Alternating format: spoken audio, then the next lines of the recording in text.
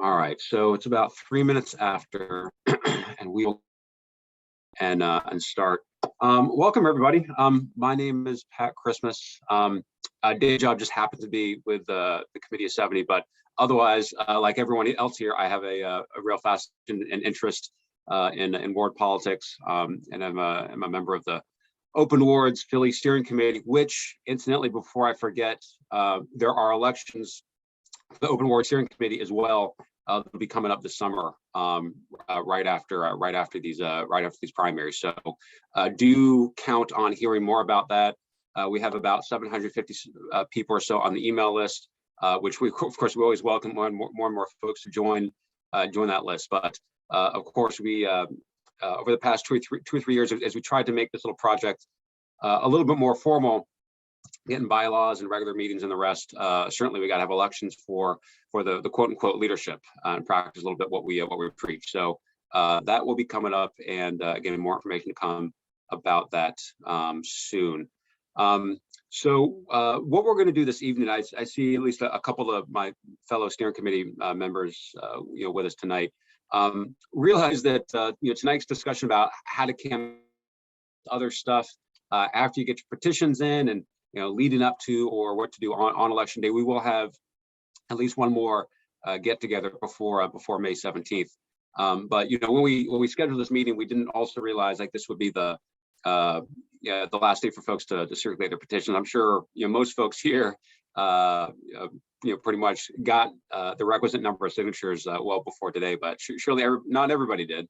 And it certainly takes some time and effort to get out there and knock on doors and get those signatures. So we do bear in mind this was maybe not the ideal schedule, but we're gonna move forward nonetheless. And then further, I mean, we are going to record this, put it up on YouTube, put it up on the website, and what we have in store is to pull up a few slides, and really to kind of to spur discussion, and even better than that, kind of tips and recommendations from the group here about how to do this. Right? I mean, we have 15, 16 people here.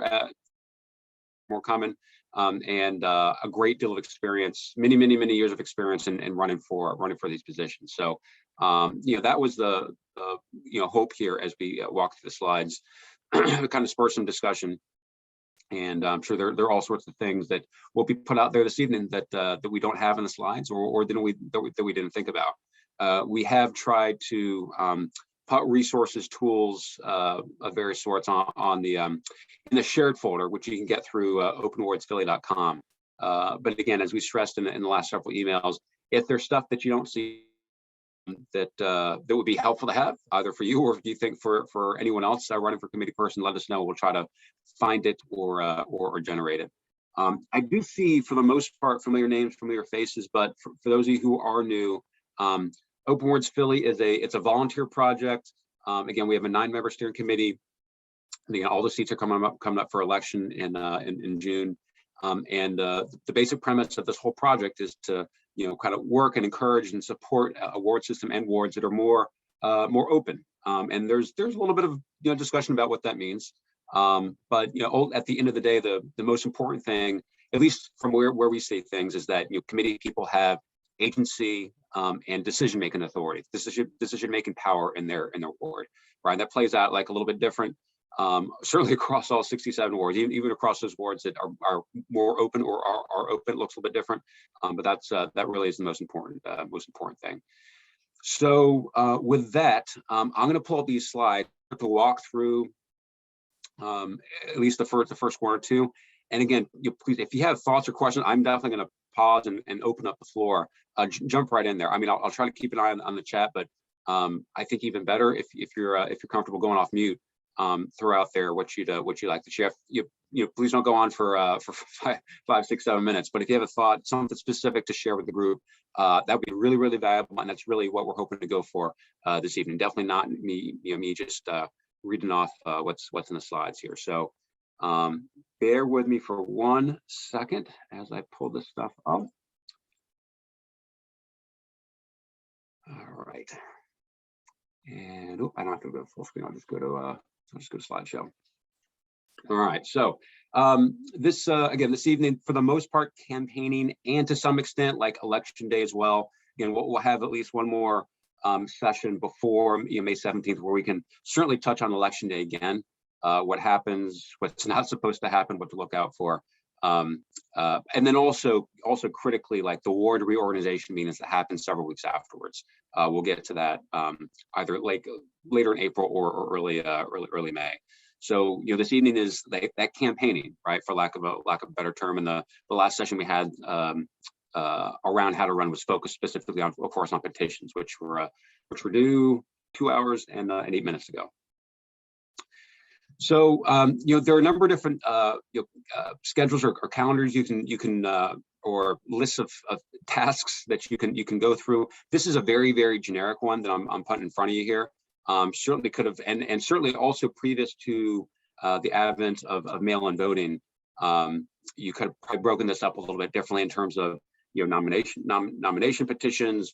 We're going to get folks registered, advising them of your candidacy, and then in the last couple of weeks right before election day, really trying to make sure those folks turn out in person and cast a ballot or push the button rather on those voting machines. But of course, like things have changed around substantially, and especially in Philly with mail-in voting, which is where what we have in front of here, what we have in this particular calendar, right, is not too specific, and where I'd welcome a little bit of discussion about how folks are going to go about doing this, because it is quite different now with folks requesting these mail-in ballots, and they could get a mail-in ballot weeks ahead of election day, right, and then go ahead and make their choices and mail that ballot in weeks ahead of election day. Not that many people do that. Most of those ballots are still coming in the closer you get to polls opening, but that certainly changes a little bit of the timeline and what you should try to do, not just as a committee person candidate, for anyone else who's running for office in the state these days. So basically what we have here, at least from now, right, those petitions are filed, and presuming that you will end up on the ballot, not challenged or knocked off or anything of that sort.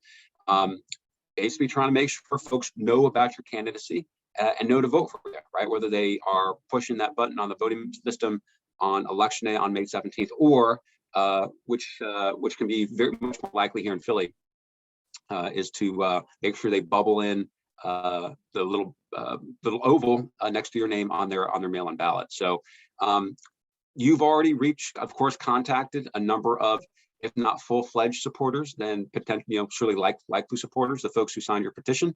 Hopefully it wasn't 10, hopefully it was 10, 20, 30, more. But given those folks you've already interacted with, this is a chance to kind of go ahead and lock them in. Little thank you note can be as simple as a index card, but anything to kind of give them another touch or connection, right? Now that they've helped you get on the ballot is a good and helpful thing to do. I know some folks who do this a little bit more sophisticated way. I mean, have postcards they put in the mail.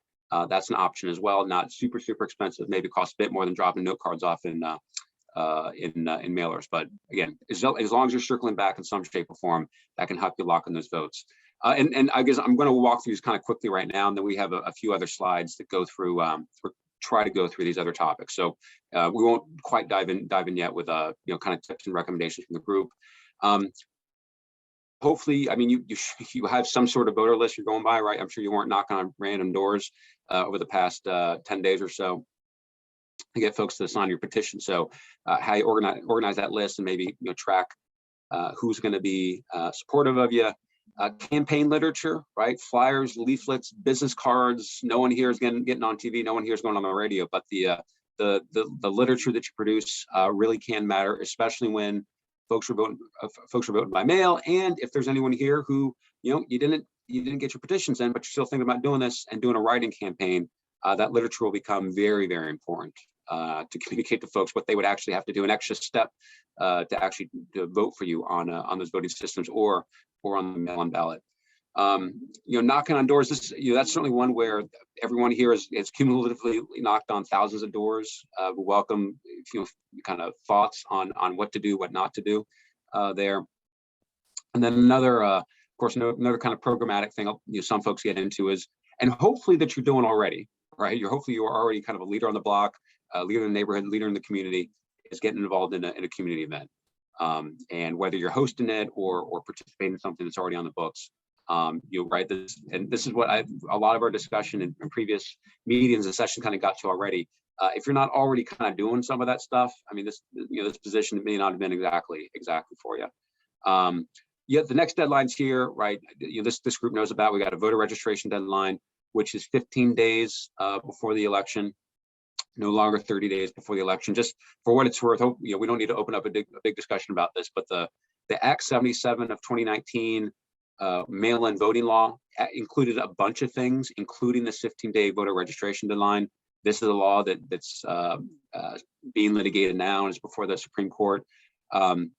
I think most folks expect that law to stay on the books. So everyone should proceed as though nothing's changed.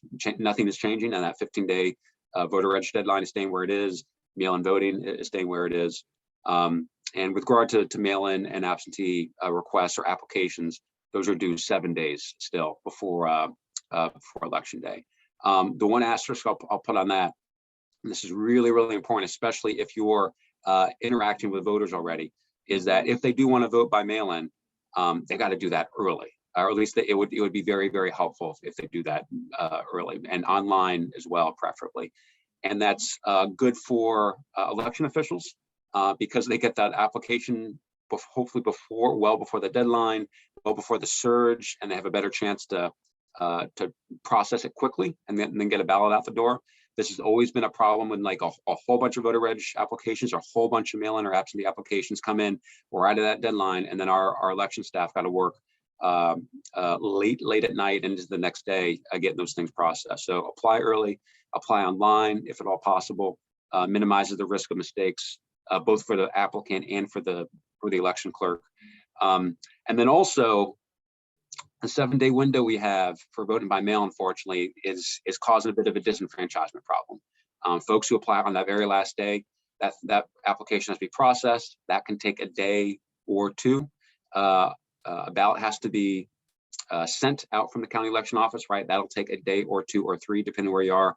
And then that ballot has to make its way back to the county election office, all within the span of 7 days. So that's another thing that, like, the flag for folks, if you're speaking to voters, if they do want to vote by mail, which is of course, a great way to cast a ballot, safe and secure, et cetera, et cetera.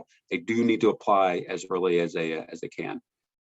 Election day on the 17th, and this is where we'll come back, I think, to this a bit more in the last session before May 17th. But there's certainly a rhythm of what you can do over the course of the day.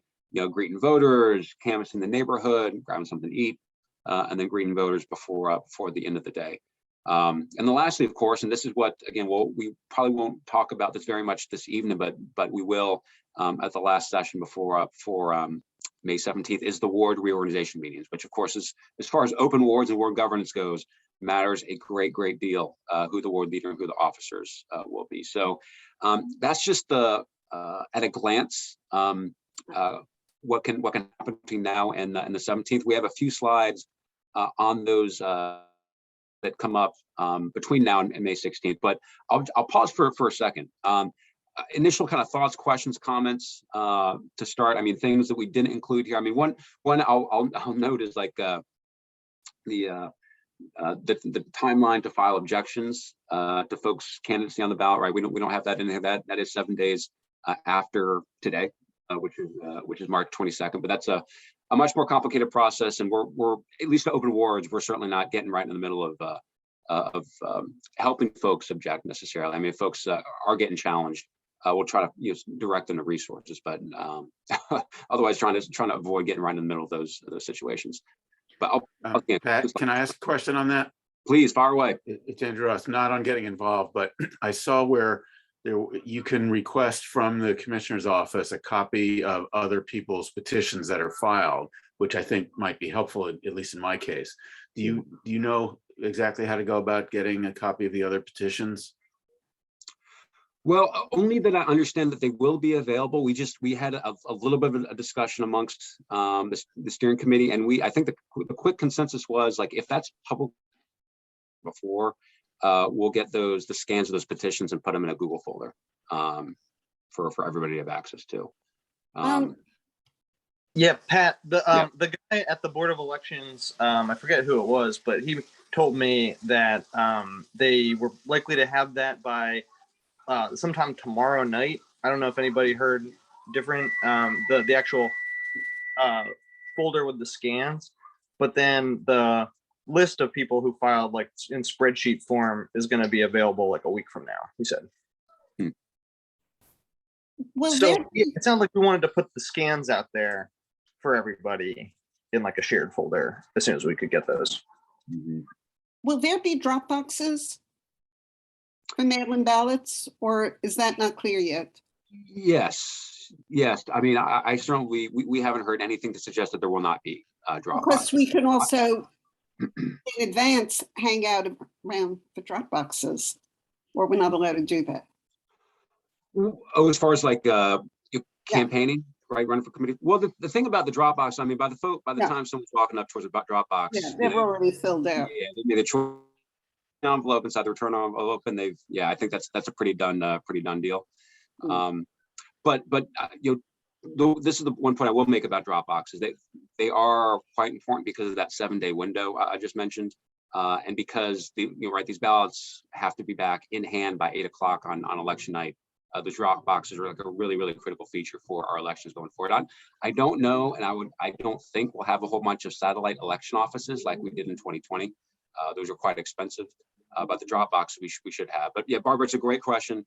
My suggestion would be that your campaigning will be best knocking on the doors or dropping off literature at your neighbor's doors or at the polling place, right? Before someone's been walked in, and maybe they've thought about this, maybe they haven't, especially about committee person races, probably not. If you have a chance to get a hold of them there. Yeah. So now there's been raised, I guess if there, especially if there are other specific questions, concerns about the challenge process, I mean, throw them in the chat. Stuff we don't know the answer to this evening. We'll try to like sum up what we can find and get it back to the group. And it's a complicated process, and like once if you're subjected to it, you tend to need some special help. I guess what I'd put to it. So here we'll keep walking along here, and this is where I have a question. Oh shoot, fire away. Just a brief one. The materials that you're displaying on screen there. Yeah. Are they going to be available to us, or will you send them out? Oh, absolutely. Yeah, we'll email this out, and we'll put this also in the shared Google folder that you can find through the Open Wards website. Okay, that's great. Thanks. Absolutely. Yeah. So in terms of your voter list, and this is where I really welcome tips and thoughts from the group here, folks that are doing this right now, because.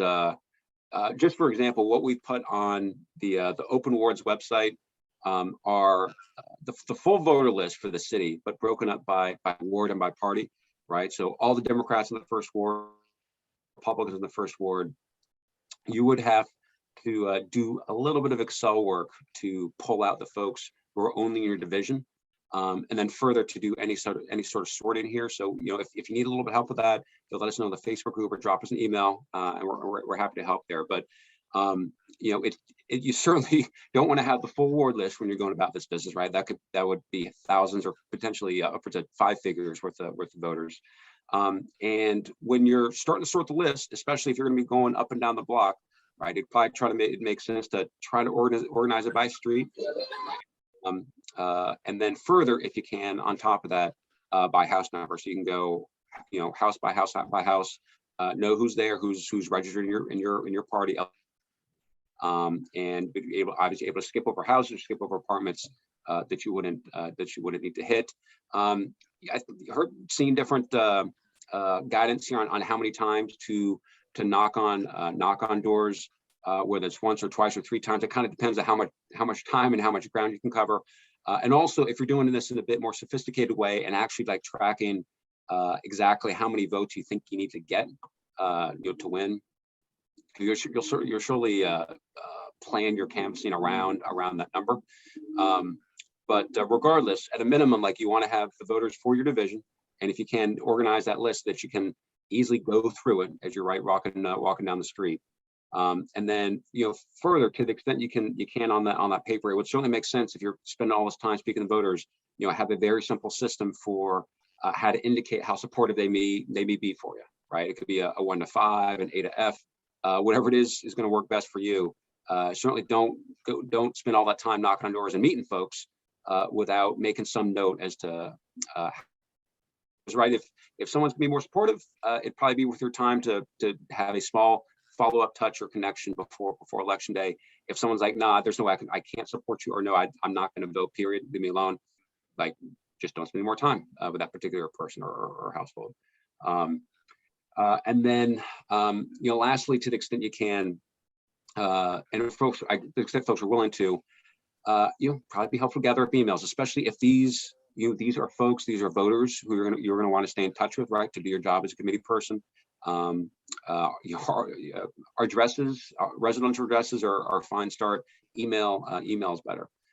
So if you can gather that up while you're going along, again, not use as a committee person, but so that you can drop folks an email before election day, before mail-in ballots are due.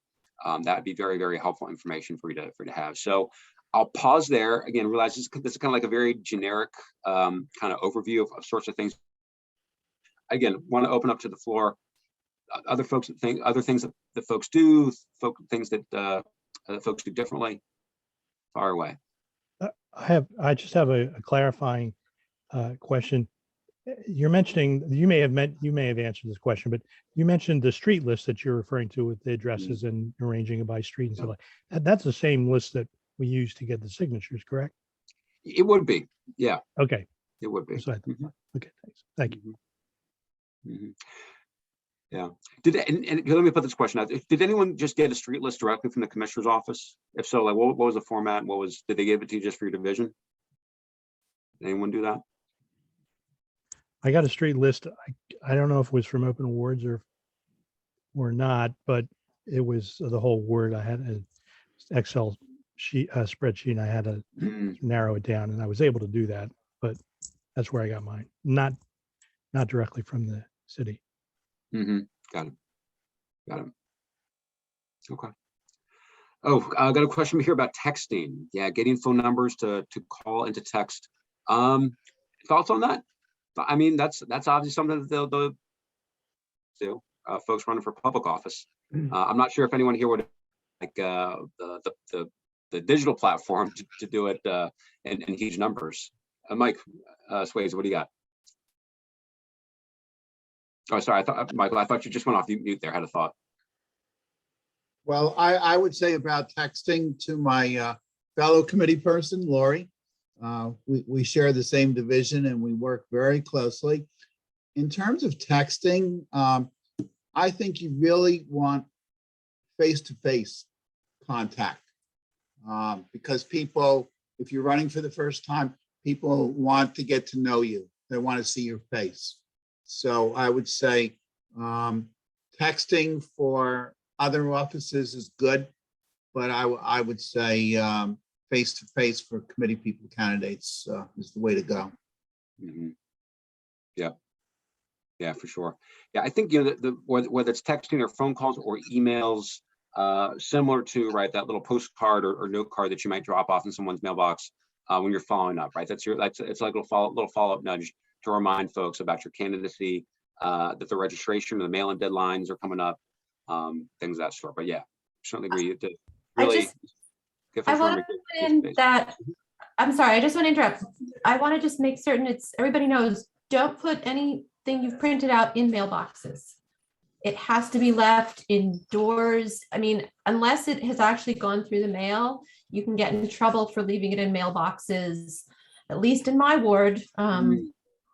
So don't leave it in mailboxes unless unless it's actually gone through the mail and you've done postage. Otherwise, slip it between the screen door and the door, or leave it in the door handle or some other place, but don't put it in the mailbox. People have gotten bad feedback in my experience. And we have always been warned about that when I ran 4 years ago. So that's just for everybody. I mean, just stay on the safe side because some people will be fussy about that. Yeah, no, thank that is important to note. Yeah. All right, it's not the mailboxes.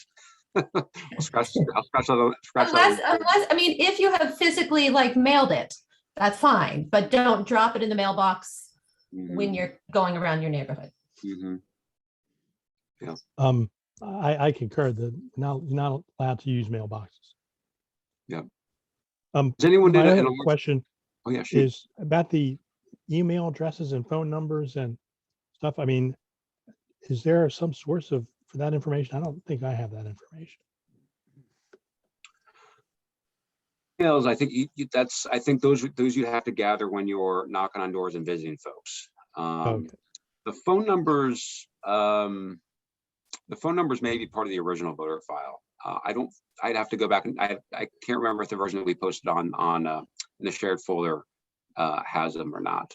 And I certainly don't know if they're like landlines or cell phone Okay. numbers. All right. Thanks. All right, so here we'll keep moving along here. So over to campaign literature again. Another one where very much welcome thoughts from the group here, and also if folks have any anything you've produced already, or maybe a template that you'd want to share around, would welcome that.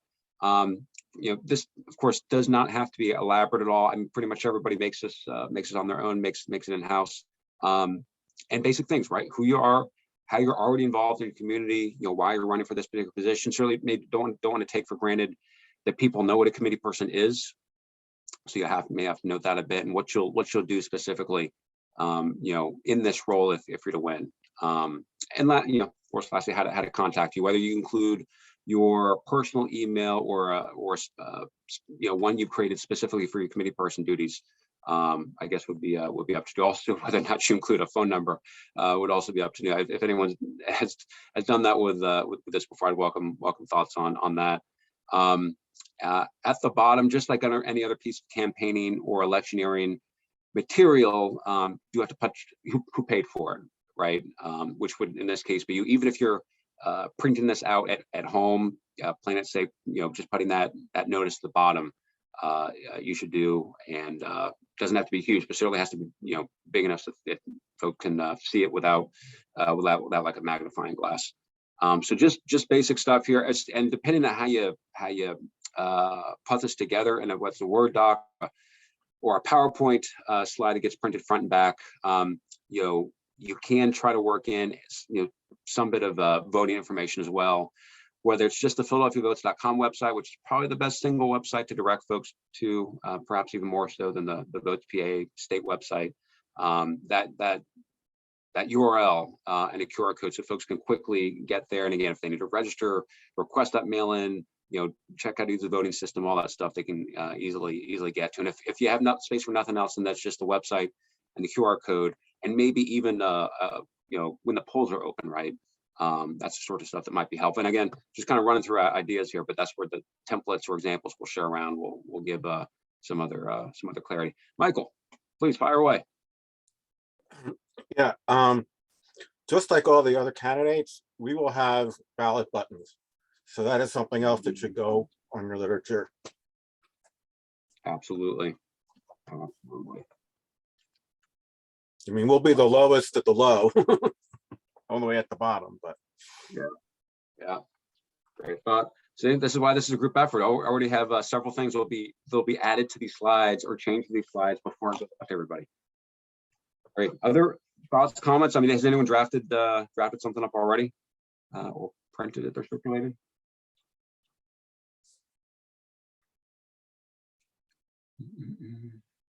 Okay. All right, we'll keep on marching along. But yeah, Michael, thank you. Ballot position, ballot buttons, definitely you want to include. I'm just going to check the chat box real quick. Yeah, we'll keep on going. All right. So I think this is the second to last slide. Again, didn't have a ton here, but already saw there having not been a ton of petitions circulated and filed, this year. Could be all sorts of reasons for that. So if that's the case, and if you didn't get a petition filed this evening, or if you know people who did not, the game is definitely not over for them. When they run here, I think they wouldn't even have to make that many changes, right? As far as like getting a voter list together, knocking on doors, producing campaign literature, a lot, most of the work would be the same. They just got to help the folks who they want to vote for them take this as hurdle, additional step of casting a write-in vote for them as well, whether it's on that mail-in or on these voting systems, which at least on the ballot face, they're pretty similar to the systems we had previously, where it's a pretty easy thing to click on the little right button at the end of the column and type in a name. But your literature, or if you're speaking to voters outside of a polling place, will have to be very, very clear about the fact that, like, your name, right, will not be on that ballot. Folks will have to take that extra step to punch you in here. So also, like, right, with these new systems, the stamps that the folks used to use for can't be used on these things. It's really just the literature the flyer or the handout that you may hand to them before they're going to the polling place that really will have to include the smallest possible note or notes about how they cast this type of ballot. Again, this is a sort of thing if someone has a template already, or if we need to create one, we certainly will. And that seems like it may be even more helpful to do this time around, since fewer petitions got filed, Michael. But I guess I'll put this out there. Other thoughts, comments, ideas on this? Anyone thinking like that this is the route they're going to have to take this May?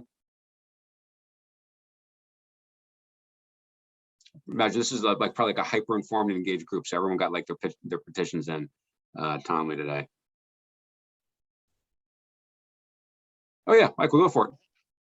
I just put something in the chat. I just gave a phone call to Dave Diano.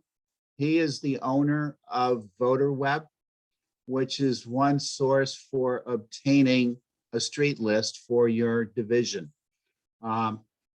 If you are running for committee person, you can get, if you're running as a Democrat for committee person, you can get a free account with VoterWeb. All you have to do is to send an email to dave@voterweb.org. Include your name, your address, your phone number, and your ward and division. You'll be able to get hooked up and have a list of all the current voters, and you would be set. So it's in the chat, dave@voterweb.org. Great. Thank you, Mike. Thank you. Okay. All right. Well, here, let me. Oops. Here, I'm going to back it up to the calendar here again.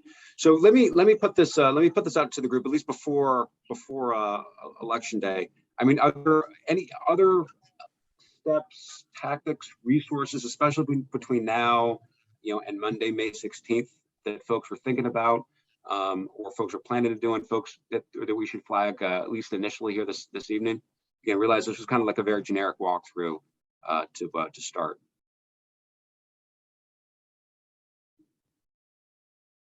Yeah. Okay. Great. Well, I'll tell you what. I mean, just between anything we catch in the Facebook group or via email to us, again, at least between now and May 16th, we're happy to help however we can to generate those tools or resources to just make it just a little bit easier to do this work and do the campaigning. I guess the one thing, the one other element to this, which I'd welcome feedback from the group, because conditions are changing pretty quickly here with regard to COVID and health risks. I mean, we discussed this a little bit in prior sessions, but when you're door knocking, and this is probably the right thing to do, COVID or no COVID, is when you knock on that door, take a few steps back, give folks some space when you're speaking with them. But are folks taking any, or at least when you circulate petitions, do folks need to take any particular precautions or steps when they were circulating those, just given COVID and the health risks that are out there?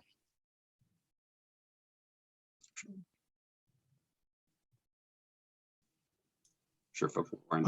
I would keep my distance. I did have a mask around my neck, but I don't think very many people are, at least when they're in their house or answering the door, they're not really wearing their masks. Yeah, especially if you're outside. Yeah. I kept my distance and had a mask, but since at this point I know a lot of the voters in my neighborhood, a lot of them just invited me in and we didn't wear masks, but it's good to have a mask just in case. Yeah. I mean, again, I don't think we're not issuing any sort of public health guidance around running for committee person this evening, but certainly bring the mask. Yeah, that sounds right. Again, COVID or no COVID, give folks space when And I guess it's going to be everyone's kind of personal call as to whether or not, to go inside when someone's home if they welcome you in. Yeah, just kind of a personal call there. Okay. So One thing on the literature, I did actually do a flyer for oh, great. myself. Great. And basic info sheet. It's not real complicated, but I want to say that two things. Thanks for the thing about putting on the bottom, paid for by, name, or that I did not realize. And in terms of what a committee person does, I actually copied and pasted, I think, a thing from either Committee of 70 or maybe Open Awards, little paragraph, just a little paragraph. Mm. What is a committee person? I copied and pasted that on the bottom, Yep. on the very Yep. bottom. So, because all your material and stuff is extremely helpful. Really appreciate it. Good. Yeah. Seriously. Yeah. Copy and paste away. Copy and paste away. But even okay. your emails and your updates and your dates and all that was in terms of getting the petitions and all the information that you put out. Very, very helpful. Appreciate it. Mm-hmm. Good. That's great to hear. So here, I guess just real quick, we'll touch on election day and come back. Also here, I guess we're slagging. I hope folks are following the chat as well. Lots of good stuff in here. Again, it's certainly at this point with case rates down. I mean, everybody kind of making personal calls about engaging with folks out in their public, their neighbors, going inside homes. Yeah, I think what we know for sure is like when you're outside and giving space to folks, you're pretty doggone safe. If you are going to someone's home, that is could be a risk, right? The virus is still out there. So I think that's just the one thing that kind of put it as a disclaimer for all of us as we move forward, even as things warm up and case rates come back down, and hopefully they stay that way. As we get to election day, and again, we'll touch on this in either late April or early May as we get closer. But it's a long day. I'm sure most folks, if not everyone here, has done this once, if not like a bunch of times. And the voter traffic our waves have surely changed a little bit because of mail-in voting. And not just mail-in voting, but like a lot of folks working remotely as well, right? Not dropping their polling place on the way to work or on the way back to work, but still may be safe to assume that there's going to be more folks in the morning and more folks in the evening when you're going to want to make sure that you're as that committee person candidate outside the polling place, more than 10 feet away from the entrance to the voting area.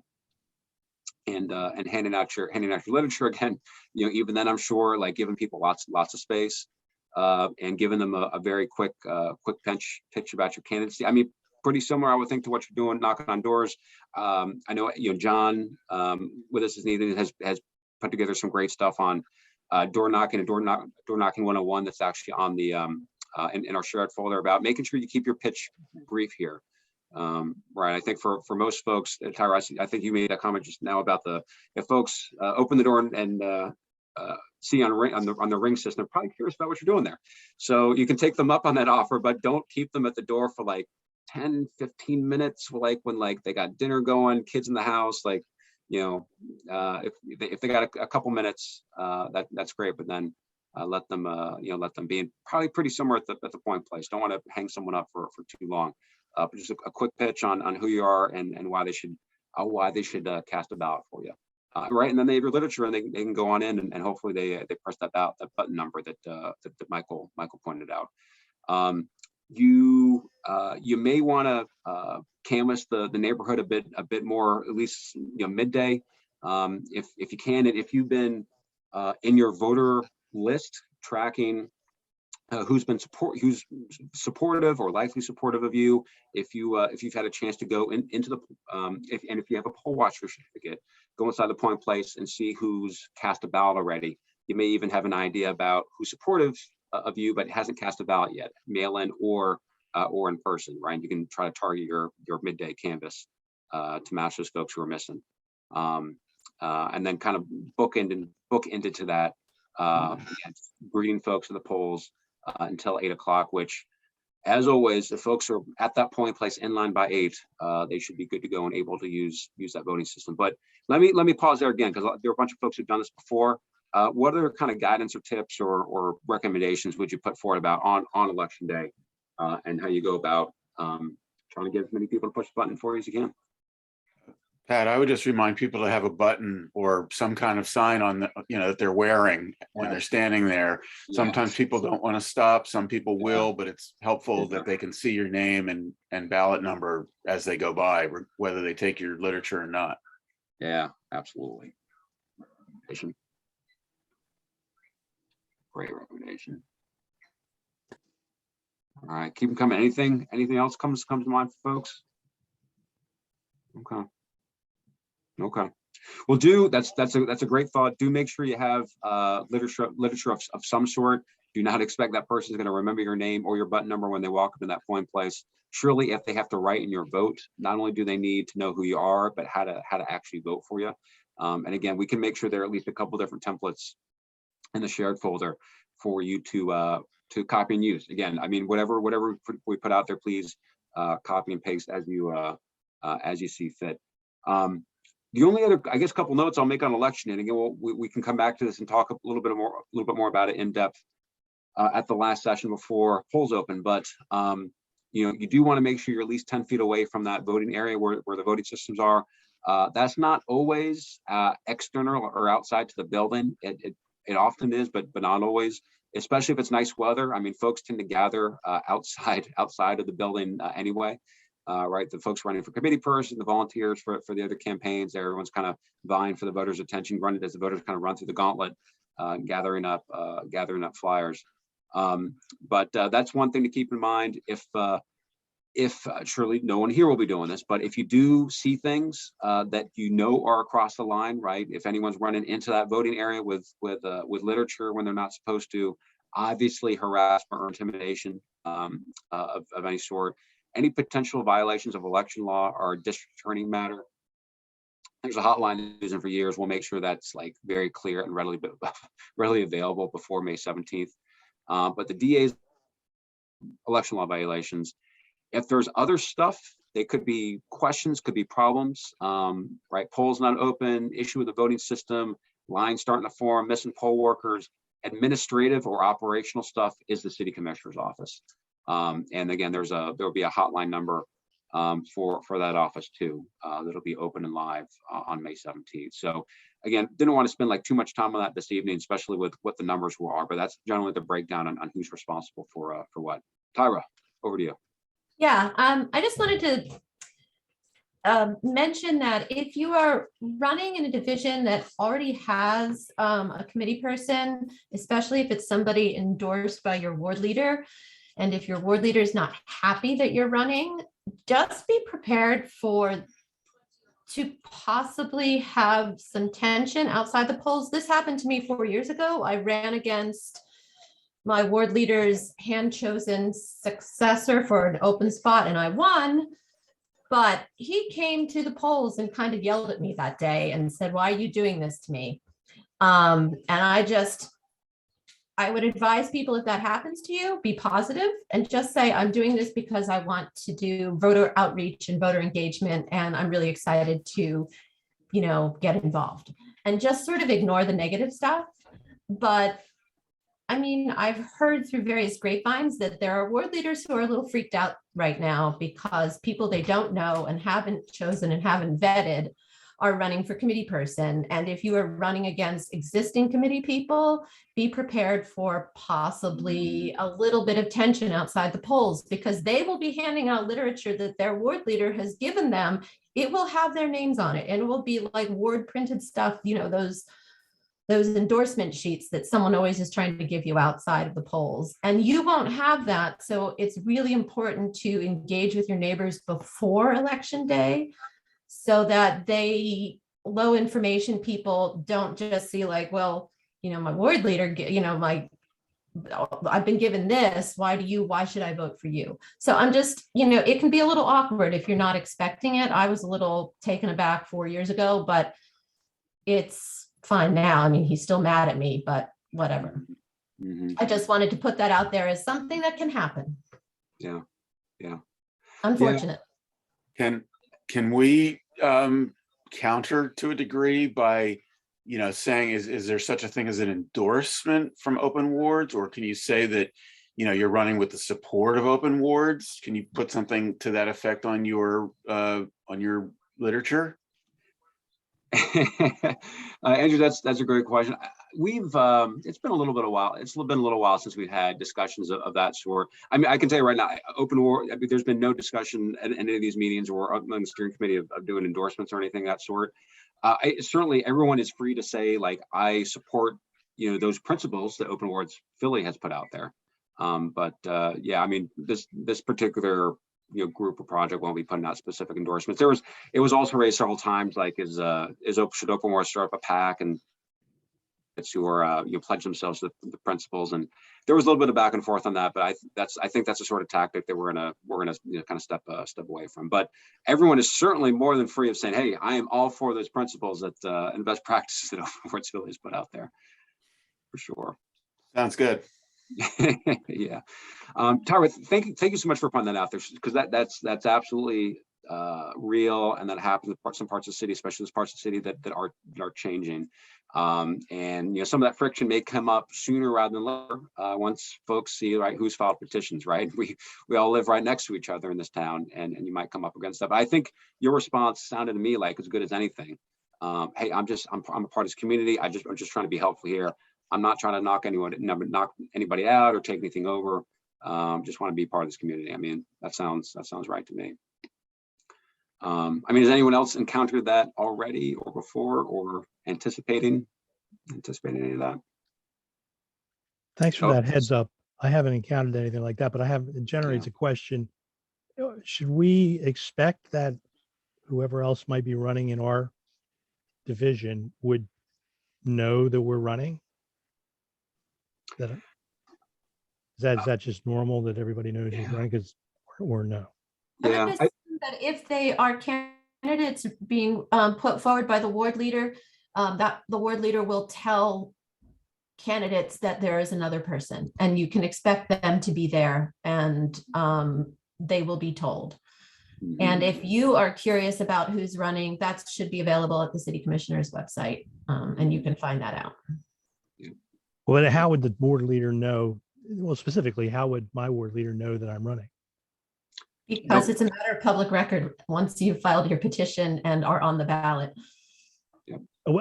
Well, right. Good point.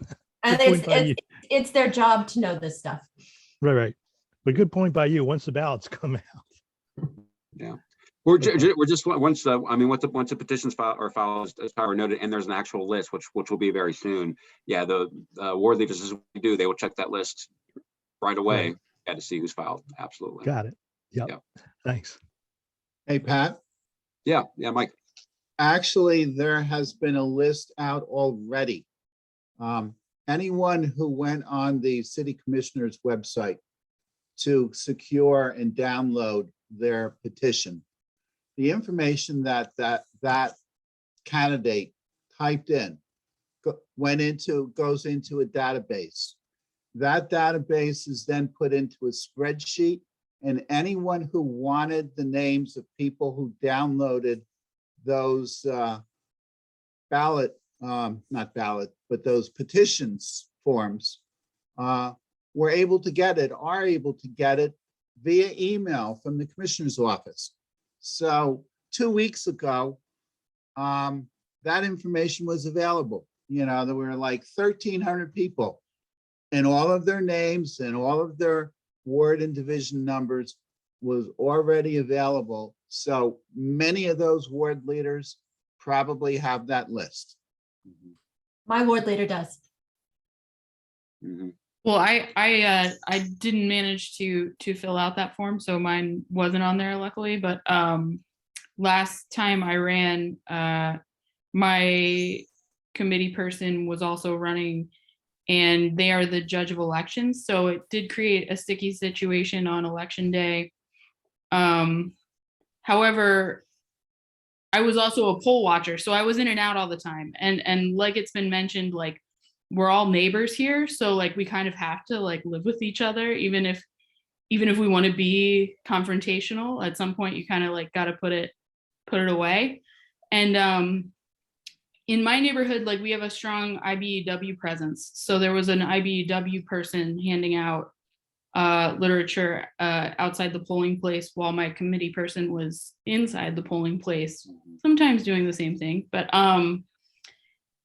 it was a little less loud and confrontational, but it certainly was there. So I just encourage people to recognize that, like, just because there isn't somebody vocalizing that they're running against you outside of your polling place doesn't mean that they're not out there handing out ballot information for your opponent. So make sure you're either talking to people or, like, as people mentioned, wearing some sort of button or have a sign out to make sure the people that you've already talked to and connected with know what your ballot number is, in case they forgot your name, or in case like they need a reminder, because they could get flustered inside the ballot booth. It's easy to get flustered in there, especially when you're trying to fill out this thing.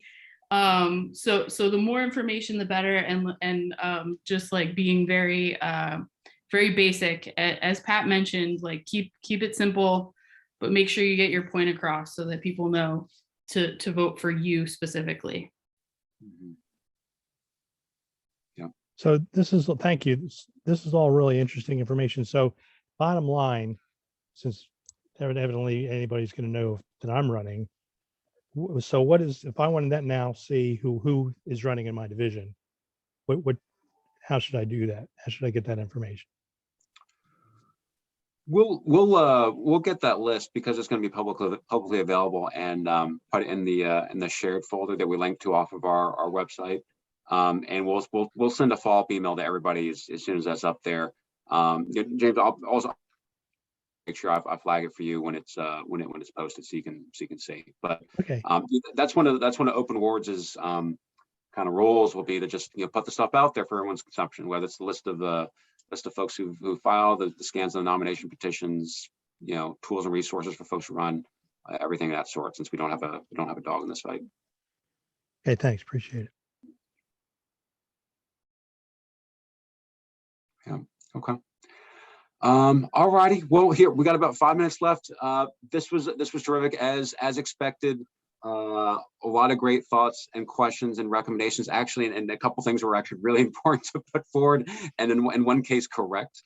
Don't put literature into mailboxes. Put it slide into the door handle, like tuck it into the find a way to leave it there, but not the mailbox. Unless you're actually mailing it. But any final thoughts or questions? Again, if anything, I'll go back to the chat afterwards, anything we missed, but anything you folks want to throw out there before we sign off for tonight. I want to be respectful of folks' time. I would just like to say one thing. Because of mail-in voting, what we have experienced in our ward and division is that you have to do your campaigning several weeks earlier than you otherwise would, because you might have, depending on the ward, you could have up to a 25% percentage of voters doing mail-in ballots. And if you're knocking on doors and they've already mailed in their ballot, it's a little bit late. Yep, absolutely. I mean, the ballots will be set a little bit later than they typically are because of all these redistricting court challenges. But yeah, that Michael's point is like really important and point well taken. You definitely are not waiting until like the week or two prior to get after folks. You want to do it earlier, much earlier than that. Cheryl, I saw your hand go up first, and then Michael Kleiner. But Cheryl. Okay, yeah, I just want to say thanks for the tips. I was the one that asked the question about what about those people who are running for committee persons who are actually working in another division. I no longer work in my own division on the election board because of very rude behavior. I mean, over the top behavior, just craziness. With regard to this territorial thing, I was sent there by the city commissioner's office to to work as machine inspector first. I was physically blocked from doing my job on that day. I mean, just insanity.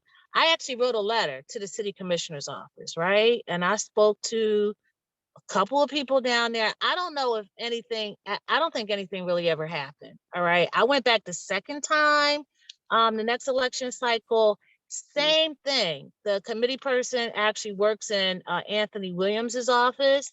And I mean, she talked to me like I was a piece of dirt. I don't know who sent you here. You need to go back. We don't need you. And just horrible behavior. As it turns out, one of the ward coordinators, I don't know if she actually called her or some kind of way, she ended up on this girl's cell phone. And she actually told her in front of me that she has told them that they cannot do that. They cannot turn anybody away who is sent there, you know, by the city commissioner's office. So I no longer work in that division. I didn't go back a third election cycle because I just like, I don't really feel like dealing with it, period. Okay, like the drama is not, I mean, I wasn't fearful. It's just my neighborhood. I grew up in that neighborhood. All right, fourth generation, raised the fifth. And that's the crazy thing, that a couple of people I actually knew. So it just told me they were secret haters all along. But I think those tips about, you know, I will send like representatives over there that day to campaign on my behalf, because I won't be there because I'll be working on another election board. So we'll see how this goes. Yeah. So sure, I guess you must be you're appointed by the commissioner's office, and I guess or you have been appointed by the commissioner's office. I was both. Yeah, both times I was. Once as the machine inspector, then as the majority inspector. And I had actually thought about running for judge of elections, but I don't want to inherit, you know, craziness. I mean, I just, you know, I mean, some things are just unacceptable. And it's one of the reasons I'm running for committee person now. So I'm running against the same people who took me out through all that drama, and because my neighborhood deserves better. All right. So, so, you know, it's going to be interesting. I had actually asked for a meeting with Anthony Williams, and I never got that meeting. I never told him exactly what it was for. I may still follow up with it. I don't know. But the message that I want to send is that, you know, that the behavior is unacceptable and it won't be tolerated. Right. So we'll see how that goes. I mean, the committee person was actually impersonating as judge of elections. She was not judge of elections. All right. Judge of elections actually lived in Delaware. I mean, just like insanity. Yeah, lots of challenges and stuff in the polls, especially with like. Oh my gosh! Oh my gosh! I'll note that it's, you know, it's generally it hasn't been you know, a best practice for folks to be both committee people and poll workers, but I mean it's a bit different, I think, if perhaps if you're able to work the polls on election day, because if you on election day, like, right, folks got to do either one or the other. We can't kind of, you know, segment the day to do a little bit of committee person stuff, a little bit of poll worker stuff. But if you're doing the poll worker stuff on election day, but your committee person duties, you know, of course, before election day, leading up to election day, anything that comes after, and that cleaner break is there, which perhaps with mail-in voting, it's easier to kind of do that. That makes sense. Well, I'm not a committee person now. I never have been. So I'm running for that, but I'm still going to continue to work on the election board. If I win, then I will no longer work on the election board. We'll trade that off. But you know, I'm trying to elevate some things, right, in the neighborhood. So we'll see how this goes. Yeah, that sounds right. Thank you. Michael, your hand's still up. Excuse me. The other information that you can get off Voter Web is periodically he will say who has voted by mail, and so that then you can go in and know that these people haven't voted yet, and these have voted. So you're not going to knock on their door or contact them because they already voted. Another thing to help get the vote out is, I mean, you're in your neighborhood, you should know people. And if we're busy at the polls on election day, have your neighbors go around or make calls and say, don't forget to go out and vote for Michael and Maurice. Right before 2020, we sent out an ask who wants to help out contacting the neighbor on your block to get out to vote. We had 20 people in 10 minutes.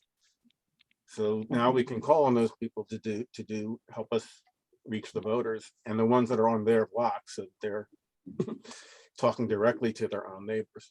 And we had someone that got us into the nursing home. And she started taking down names of people who needed rides. So we sat down and asked for someone to do rides, and we had more ride drivers than we had people. But engage your own neighbors to help you out. Yeah, absolutely. Absolutely. Thank you. Okay.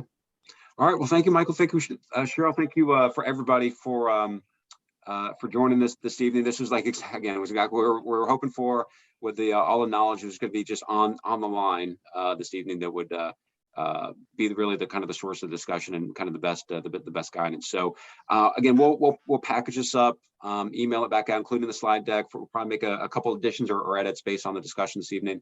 And then really can't stress enough the Facebook group and our email are always available, especially the Facebook group. You can drop a question or concern, and folks can respond to it right away. You know, as Open Awards is, you know, for folks of both parties, and merely just trying to make it easier system, and to the extent they run into problems, to help them negotiate those problems. So the Facebook group's a great spot for that. Other than that, it's 4 minutes after. Let folks go. Thanks so much for joining, and we'll be in touch. Thanks so much, everybody. Thanks so much for the great input.